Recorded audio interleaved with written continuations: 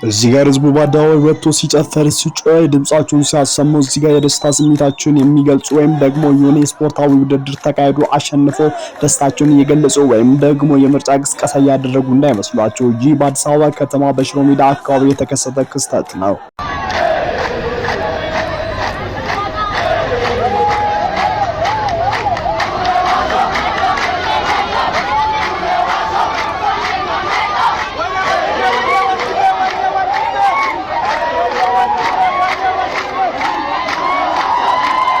እሸቱ መለሰ ከዚሁ በመነሳት እጅግ በጣም ልቡ በማዘን ወጣቶች እባካችሁ ሌባ ምንም ነገር ሆናችሁ ኖሮ እባካችሁ አትሙቱ ብሎ በእንባ ሲማጸን እናያለን። በእናታችሁ አትሙቱ፣ በቃ የፈለጋችሁትን ሱሰኛም ሁኑ፣ ሌባም ሁኑ፣ ዘማዊም ሁኑ፣ በቃ ወንጀልም ስሩ፣ በቃ ግን አትሙቱ በእናታችሁ። ሁላችንም በዚህ ሳምንት ውስጥ በቦኒ ሞት እጅግ በጣም አዝነን እናቷም ደግሞ እንደዚህ ልቧ ተሰብሮ አልቅሳ ብዙ አዝነን ነበረ። በአዲስ አበባ ከተማስ ምንድነው አሁን የተፈጠረው? ነለጎ ጆባኬቲ ነለጎ ብራንካቡ ነለጎ ናኛቱ ጊፍቲኮ። ለመሆኑ ሰሞኑ በአዲስ አበባ ከተማ ማለትም ትናንትና የተከሰተው ነገር ምንድነው? እቺ እህታችንስ ደግሞ እርር ብላ ያለቀሰችበት ምክንያት ምንድነው? ቤተሰብ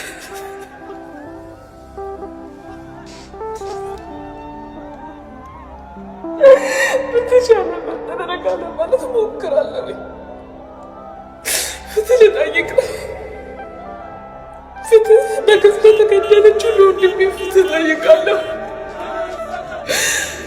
በግፍ ለተጨናገፈችው ነፍስ ፍትህ ጠይቃለሁ። የሀገሬ ሕዝብ ፍትህ ጠይቃለን።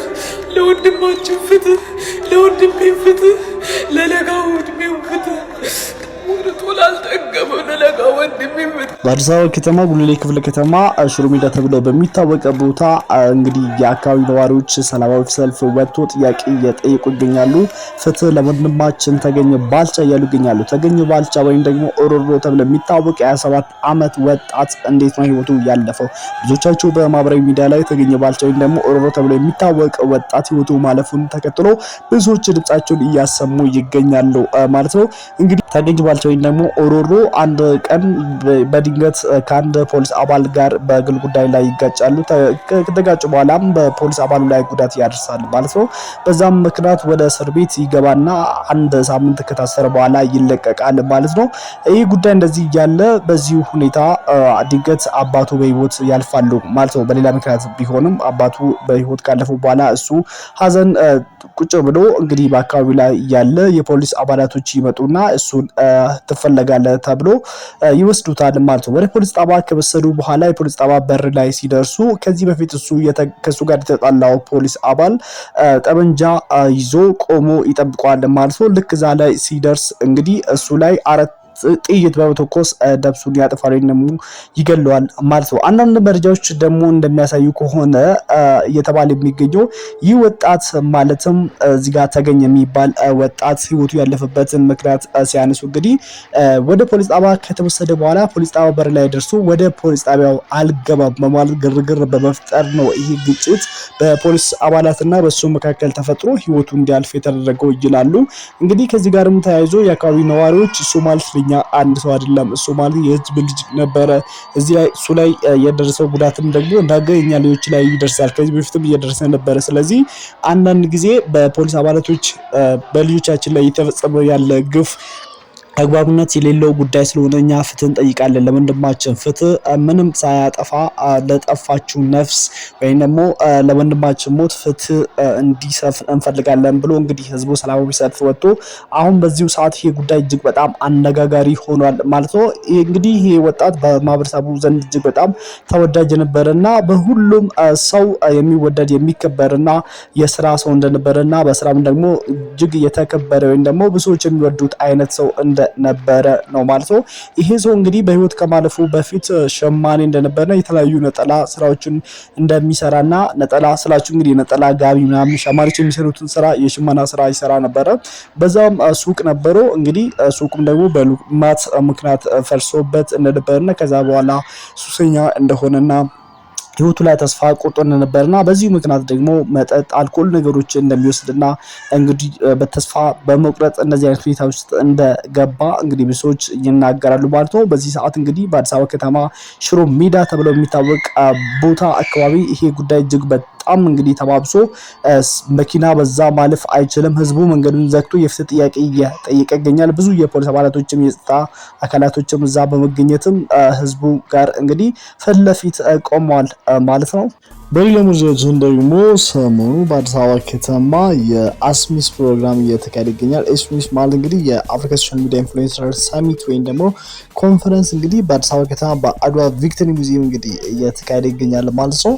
ብዙ የአፍሪካ ታዋቂ የሆኑና በተለይ ከ1 ሚሊዮን በላይ ተከታይ ያላቸው የአፍሪካውያን ወይም ደግሞ ሶሻል ሚዲያ ኢንፍሉዌንሰር ወይ ደግሞ ተጽዕኖ ፈጣሪዎች እንግዲህ በአዲስ አበባ ከተማ ተሰብስበዋል። የዚህ የአስሚስ ፕሮግራም እቅድ ወይም ደግሞ ዋና አላማም ደግሞ ምንድነው እንግዲህ ኢትዮጵያ አሁን ያለችበትን ሁኔታ ወይም ደግሞ የመጣው ለውጥ ለዓለም ለማስተዋወቅ እና ኢትዮጵያ ቆንጆ ሀገር እንደሆነች እንግዲህ በዓለም አደባባይ ለማሳየት ነው። እንግዲህ ብዙ ከሌላ ሀገር በተለይ ደግሞ ከሌላ አፍሪካን ሀገራት የመጡ ቲክቶከሮች እንደዛውም ሶሻል ሚዲያ ኢንፍሉዌንሰሮች እጅግ አዲስ አበባን ከገመቷት በላይ ሆና እንዳገኟት ነው እንግዲህ እየተናገሩት ያሉት እና በአዲስ አበባ ከተማ ውስጥም በመዞር እየተሰሩ የልማት ስራዎችን እየጎበኙ ይገኛሉ። የኛ የኢትዮጵያ ቲክቶከሮችም ከነሱ ጋር ናቸው። እጅግ በጣም ብዙ ናቸው።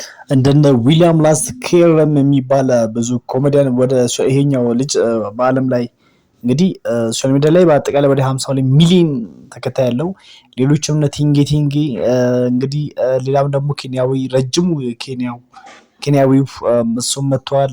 በጣም ብዙ ናቸው። በተለይ በእግር ኳስ ይሄ በረኛ ሆኖ ሲጫወት ማለት ታንዛኒያዊውም አለ።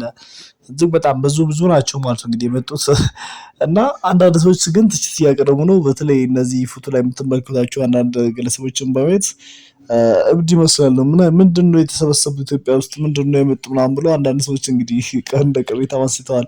የተጽዕኖ ፈጣሪ ተብሎ ምን አይነት ተጽዕኖ ትውልድ ላይ የሚፈጥሩት እንዲያብዱ ልጆች ወይም ደግሞ እነሱን የሚመለከቱ ወጣቶች እንዲያብዱ እንደነሱ እንዲሆኑ እንዲመኙ ነው ወይስ ምንድነው የሚለው ነገር አንዳንድ ሰዎች እንግዲህ ሀሳብ አንስተዋል ማለት ነው። በተለይ ደግሞ ሁለት ኬንያውያን በእንደዚህ አይነት ሁኔታ ለብሰው ሲታዩ ኢትዮጵያ ውስጥ እጅግ በጣም አነጋጋሪ ሆኗል ማለት ነው በማህበራዊ ሚዲያ ላይ ጉዳይ አሁን። ምክንያቱም እንግዲህ እንትናቸው ካራክተራቸው የእብድ ነው አይ ቲንክ እንደዛ ነው እና ብዙዎች ምንድናቸው እብድ ናቸው ወይስ እነዚህ ተጽዕኖ ፈጣሪ ናቸው የሚለው ነገር ድር አለባበሱን ካልለብሱ ለምን አልመጡም ምን አይነት ሰዎች ናቸው እዚህ የተሰበሰቡ ምናምን ብለው አንዳንድ ሰዎች ትችት አቀርበዋል።